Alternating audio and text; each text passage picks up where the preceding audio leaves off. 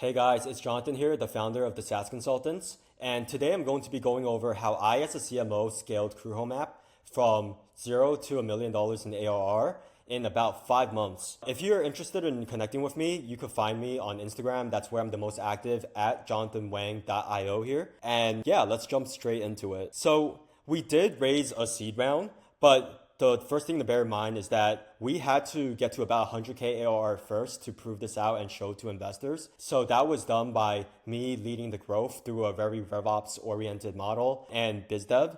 And then our primary channel was paid ads. So Facebook ads, we got the leads, we built the revenue engine. And then Cameron, the founder, because he's an Airbnb host himself with a great portfolio, he was able to close a lot of these deals and dial the leads that I got for him. So we proved that out to 100K ARR. The term sheet was done by February. And then by March 1st, our $3 million was in. And we got a sales team. So we literally multiplied what we were doing that worked so well with just me and Cameron from 0 to 100K ARR. And then we just scaled it up, right, with more salespeople. And more marketing funds, of course. And then 5 months later, we got to $1 million in ARR. So this definitely isn't my first startup. So I just made a lot of realizations. And the first thing is that most founders forget the fundamentals of growing a business's revenue. So I've never grown a startup to 7 figures this fast. But there were a lot of things that I thought in the past, and they were victim mentality, self-limiting beliefs that held me back, such as that we'd like to believe our situations are the most unique. So I thought that I had the most difficult niche. My audience was the hardest to reach. Maybe I didn't have the resources. Maybe my team was incompetent. Maybe I just needed more funds. So there were so many things that I thought, but honestly, me and Cam, we were good with just about 3K per month in ad spend and then a couple more grand to start out. I think most startups shouldn't take more than even 5K per month to grow to product market fit, honestly. But people just do it. They just try to do it too fast. And we may be too smart for our own good. We end up building all of these chains, a lot of problems that actually don't need fixing, not real bottlenecks. For example, let's say you talk to a couple customers and they say that they don't have a need for this. And then you just give up and want to pivot to another demographic of people. Or maybe it's size, right? We contemplated between pursuing property management firms, so that's more B2B, dozens of properties at a time, but it's harder to close, or individual homeowners, short-term rental owners, 1 to 5 properties. And because we did a broad ad and targeted everything, we were getting both big and small companies as well as individuals. So that wasn't broken and we weren't going to fix it. And Facebook ads and cold calling, that was a channel that worked for us. So we're going to keep doing it. We're not going to pivot any of that. So growth is actually rudimentary. The same things that you built on that initial pitch deck when you first started the business, where you kept it so simple, here's your founder story. You had this problem. You solved this problem. And then this is the total addressable market, how big it is, why there's a need for this. You know all this stuff. Keep it to that, but you need to spend the 10,000 hours to perfect it. So yeah, really, no pivoting. And to hit 7 figures ARR without burnout, you have to remember the basics all over again and rebuild your day one strategies. So yeah, what I'm glad due to my expertise and past failures even, I would say, for startups is that we stayed at our root revenue operation processes, and then we just scaled it up once to raise the seed round, and then we scaled it again to reach 7 figures. So the benefits to that, which I just went over partially, is that high margins and efficiency. We focused on increasing our prices actually. So that worked great because it was already working, and we just wanted to see, will people pay even more for this? Can we increase show up rate to calls, close rate to calls? Can we directly sell annuals, packages, and things bigger? So we experimented with ticket sizes. That's really an advantage to the faster compounding learning, because we're selling this one offer and getting such a big influx of data and feedback in, right? And of course, there's the evaluation leverage and exit potential. Our valuation, due to the fast growth and efficiency, it's going up super fast. But my favorite thing is probably freedom from founder bottlenecks, because you can just focus on what you're really good at doing instead of focusing on wearing a million different hats, like most startup founders.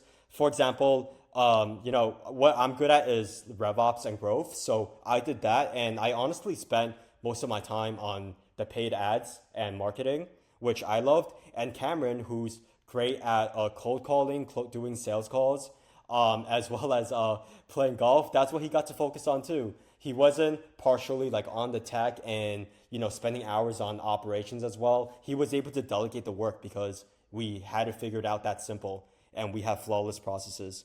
And we really need to remember, what does SaaS stand for before I hit the next nail on the head, which is that it stands for software as a service. I know you're thinking right now, I know this, but we need to be selling an outcome to somebody. That needs to be the top of funnel. Because why did you build a company in the first place? Is it because you're a tech geek or an engineer and you wanted to be like the next Mark Zuckerberg or something like that? If it is, great, but chances are you also built it to solve for a real problem. There's going to be perhaps this was a problem that you faced in your last company, or you solved it for a family member or even a friend, or you just did it for fun for one client. And this business idea, you wanted to just scale it up. So it's not about product or features. It's really about how for Crew Home app, we are really democratizing trash takeout for short-term rental owners. For one of my last startups, Clasavo, it was putting the creator economy and AI into higher education, and just making things easier for students. The one example that I'm going to show in a second is also Loom, because what Loom does, the recording software that I'm using right now, it's not just as simple as a recording software.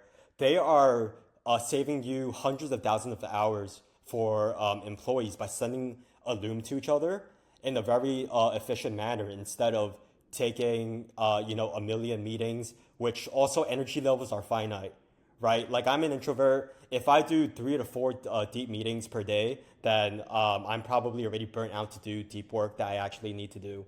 So I see huge value in Loom, and you can directly correlate it with saving time and making more money and efficiency in a business. Yeah, that's how you should be pitching it. And you don't sell it as software, right? Because all of these things come up, right? There's a DIY learning curve. Risk of adoption means you could purchase it, but maybe without the proper training and guidance, your team won't even be using it, right? Risk of outcome, there's intangibility of software. So it's not as simple as, if I use it, I'll get the same outcome as somebody else. It's not pay to win. You have to have your own operations down correctly, and you have to put in the time to learn it. There's a trust recession in SaaS because there's so many crappy tools coming out these days, respectfully. Everyone wants to make money. But 90% of businesses fail, right? So of course, not everyone's as good. Perceived complexity and cost. But now let's talk about what's a service-based business. And it's one where customers pay for a result that's delivered through people, time, and expertise, but it's not a product. And it's a done-for-you outcome, meaning they don't have to lift a finger, and there's linear growth. And we can take a landscaping business, for example, where to grow that business, what I mean by that it's not linear is that, it is linear. It's because you hire more landscapers. That's the labor aspect. Buy more trucks, mowers, any equipment, and then you just literally need to get more clients, right? Send more flyers, run ads, just get more people, because everyone knows what a lawn is. Everyone knows what a lawnmower is. Everyone knows what a landscaping business is.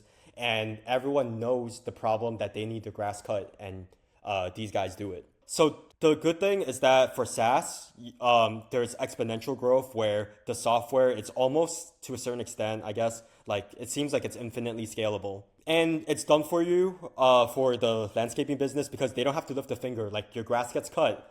I know that some landscapers will do it better than others, and maybe some people will show up more on time or just be less of a headache. But point is, you still get the outcome regardless.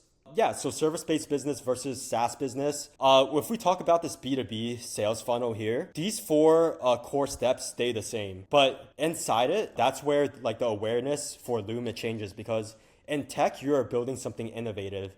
Not everyone knows what a Loom is. Not everyone knows what screen recording is or how to do it. So they have to train the team as well. And then everyone's results are going to vary based off of their own efficiencies and your customer support, and maybe even the capabilities of the software. So you have to really dial that in more.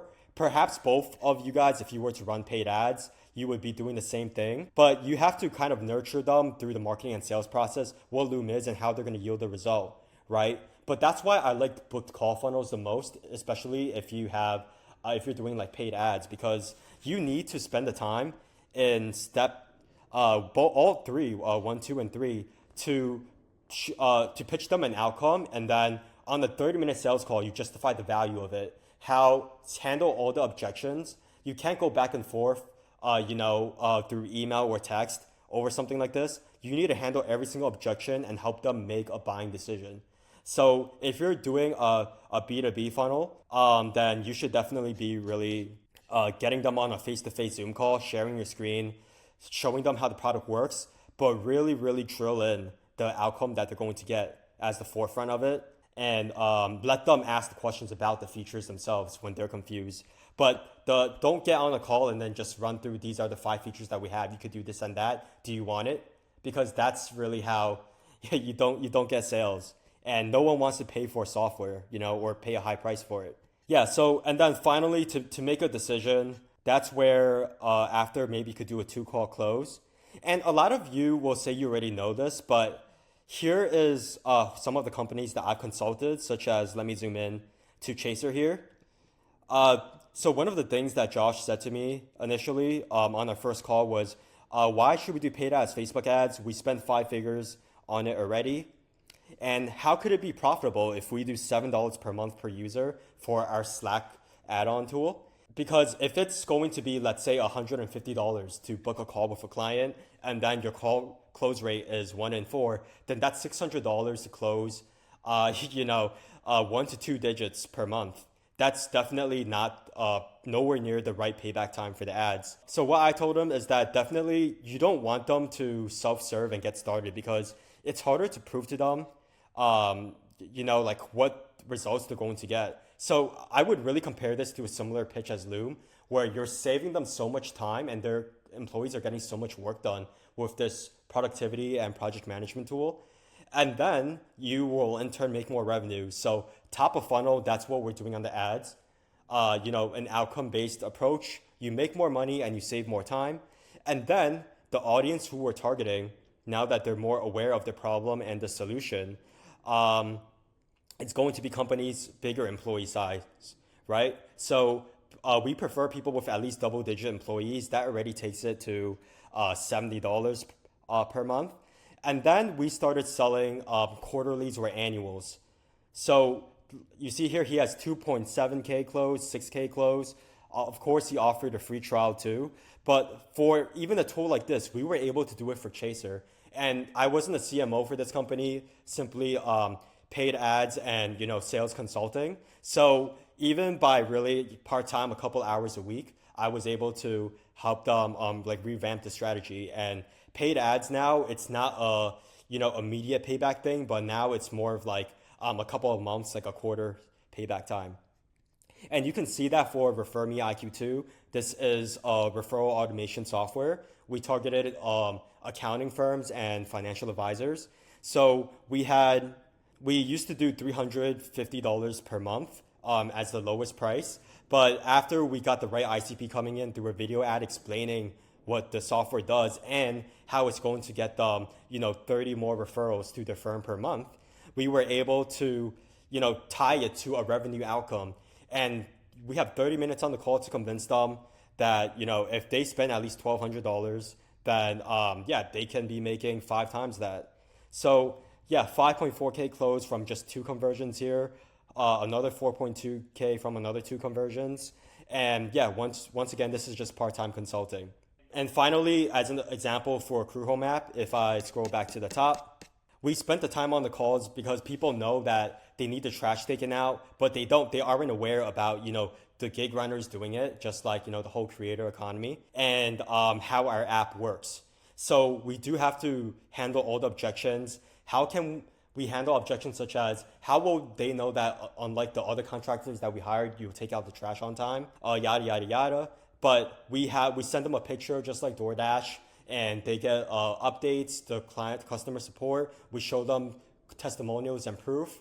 and all the other homes that we serve in their market. And we can now even increase the price. Some of them want to pay for the year up front, and property management firms are getting bigger and bigger deals and increasing prices. So really figure out the RevOps engine the right way the first time.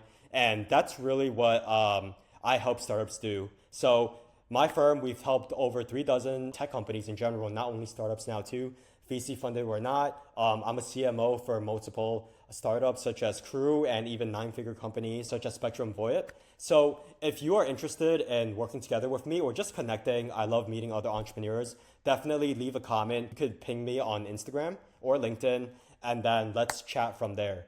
So it's such a pleasure, and best of luck.